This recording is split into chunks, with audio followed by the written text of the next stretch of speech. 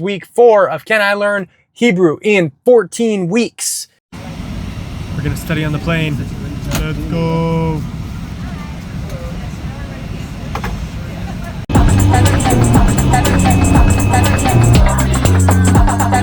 All right, so what you're seeing here, and I'm in the library, so I'm gonna be quiet, but what you're seeing here is me studying at the hotel, and then just like a Starbucks, and then a nearby coffee shop when I was in Grand Rapids for realm makers.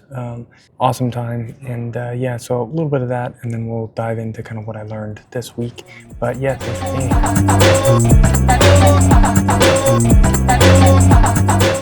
All right, I'm in my hotel in Grand Rapids. I did not get nearly as much done studying wise as I wanted to this week or this weekend because of the conference. The conference has been awesome, actually. I got to talk to a lot of amazing people just about their faith, about the work that they're doing, whether it's science fiction, whether it's fantasy, whether it's interactive media. Like there's gamers here, there's all sorts of folks here who are Christians, who are creatives, who are trying to honor God in their work. So that's been really cool.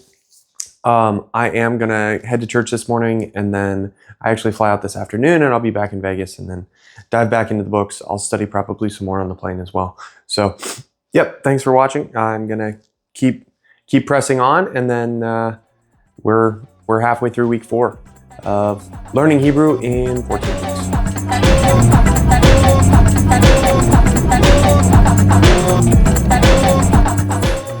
All right, and it's time to get back to it.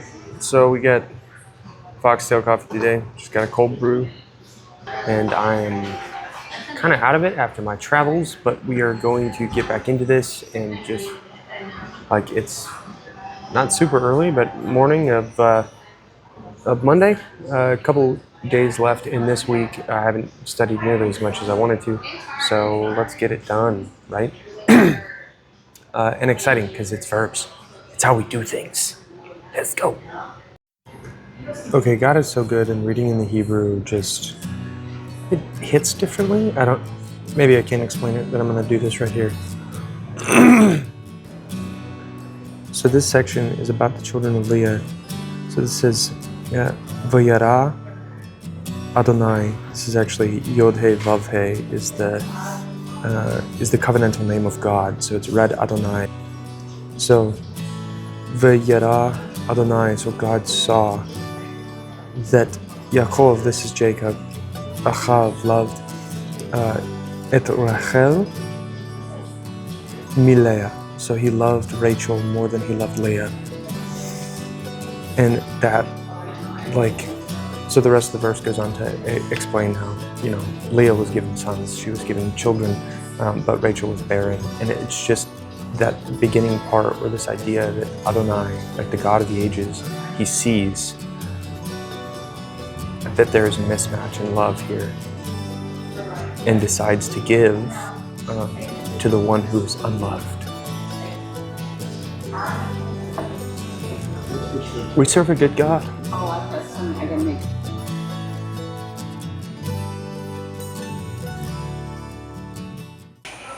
Okay, continuation. Back this up. So I was just talking about this, that, right, the Lord has seen Vayireh Adonai, and then when Leah actually names her first son, right, she calls him, at first I was confused, and then I got it. So V'tikara Shemu, his name, she calls his name Reuven, or Reuben, because she said, Ki Amra Ra'a Iti Adonai, because the Lord has seen me. And Reuben, if you look right here at this Resh Aleph, it's the same as the Resh Aleph up here. So this, I believe, and we'll see if my teacher corrects me, Reuven is son, ben, of my seeing, or son of being seen. So Leah, she recognizes that she has been seen by the Lord, and her first son she names Reuben, son of seeing, or son of being seen. I don't know exactly what the version of that would be. I'll talk to my teacher, but it's just, again, it hits different in the Hebrew, partially because it forces you to slow down, and partially because it's just like the connections are there in a way that they're not there in English. Like Reuben seems like a standalone name to us, but its root is actually this concept of seeing, and then the son, so son of seeing. Also, Reuben is the one in the story of Joseph who's actually trying to save Joseph. So it all just kind of starts to link together in a much more beautiful and prismatic way. All right.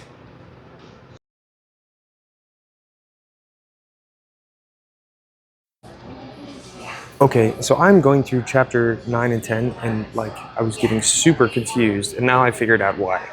So I'm going to show you what I'm talking about. So this translation exercise is broken up from a whole bunch of different chapters, so 29 to 30, 28 to 37. So as I was going through it, I was getting confused as to why the narrative wasn't structured correctly, or seemed to be structured very strangely. And it's because they're skipping verses, right? So here's verse 23, 24, and then it goes to 29, and then 30. So I was getting confused. Because they're skipping verses. And when you skip verses, already in English it can get confusing, but when you skip verses in the Hebrew, because there's like a kind of consistent pattern, it's extremely confusing. So anyway, so now that I've noticed that, I can kind of shift my mind a little bit, but something to consider even when we're talking about like skipping verses in English. Maybe don't do that because it causes a whole bunch of confusion. Just read straight through, pull everything together. So anyway, I'm going to get back to it.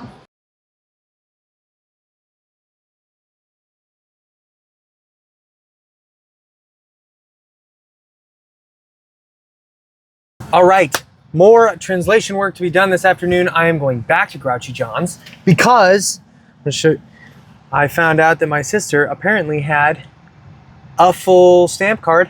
So I'm gonna go get something for free, and I'm gonna do additional translation. I was translating this morning the section about the sons of Jacob, right? So the 12 tribes of Israel. So that was kind of cool, and we'll go through some more today. We'll see. I'll catch up with you when we're there. Bye.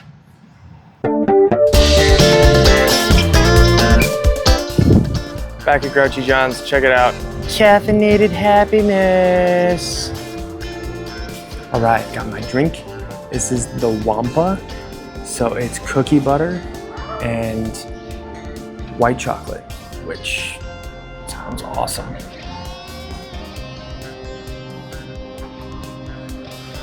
Oh yeah.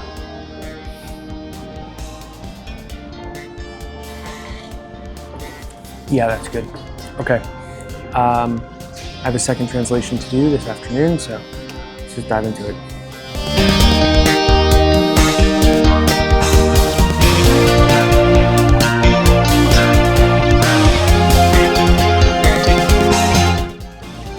All right, so it's taken a couple of hours to go through 5 or 6 pages worth of this stuff.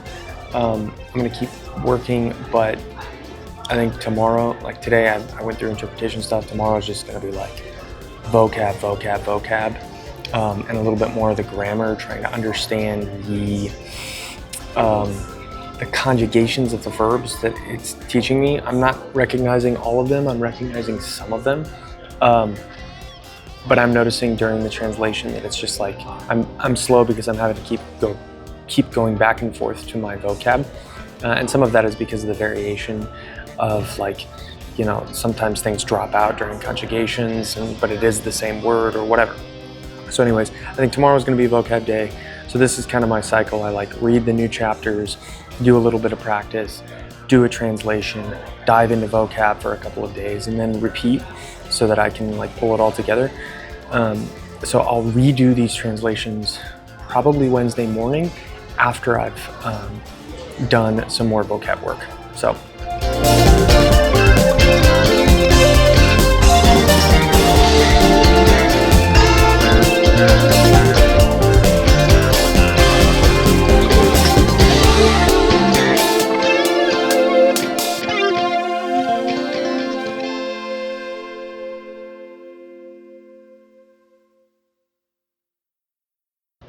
I'm done at Grouchy John's today. This was fun, and otherwise I'm going to leave. Cheers.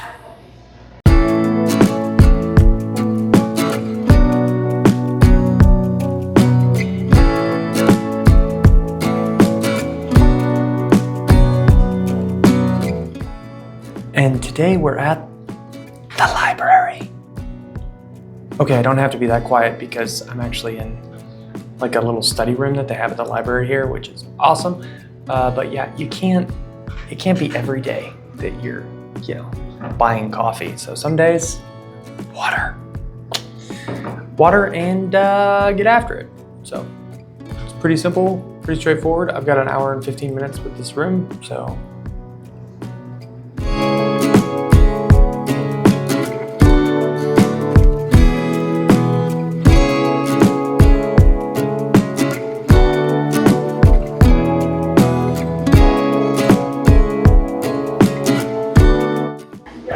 All right, today I'm at Desert Wind Coffee, which is pretty great. I'm waiting on my drink, but I'm gonna go through the 2 translations that I did yesterday and see how close I was or how far I was, and we'll kind of go from there. And then I'm gonna read back through them out loud in the Hebrew, so I just get used to kind of reading out loud in the Hebrew.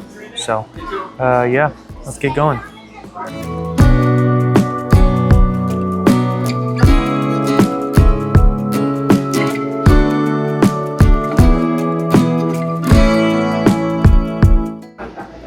All right, already I was wrong about a couple of things, but one thing I did pick up is there's like a colloquialism for anger, and like Esau was angry, but Esau off is like literally its nose, but to flare the nostrils is like an idiom for to be angry. So I caught that, but wasn't sure of it, so that's cool.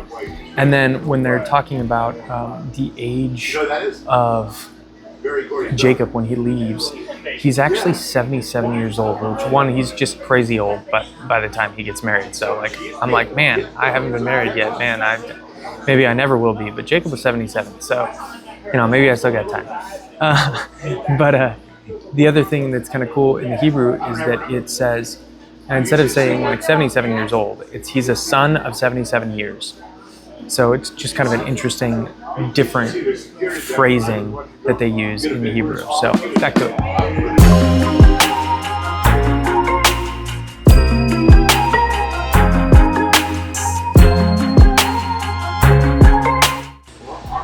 Okay, not only is Jacob 77 when he goes and gets married to both Leah and Rachel, and then Bilhah and Zilpah, the maidservants.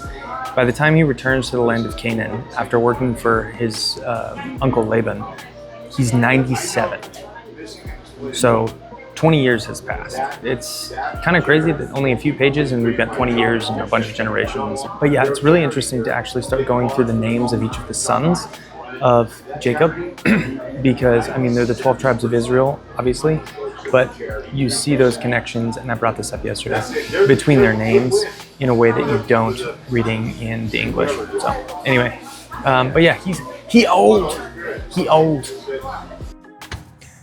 All right, so it's the end of the week. I've gone through chapters 10, 11, and 12, which gave me my intro to Hebrew verbs, as well as to numbering and numbers. I did those 2 translations, and I'm actually not meeting with my teacher today. We're going to meet tomorrow instead. Brian is not feeling all that well, so prayers for Brian would be greatly appreciated. But otherwise, I'll see him tomorrow. I'm going to go out today. I'm actually going to work on just some of my own personal writing and stuff, put together this video, and then maybe jump ahead to chapter 13 and start doing the katal perfect form or call perfect form, and go through my verb constructs. And yeah, this will be fun. So I'm going to head out, and I will see you next week for week 5 of Can I Learn Hebrew in 14 Weeks.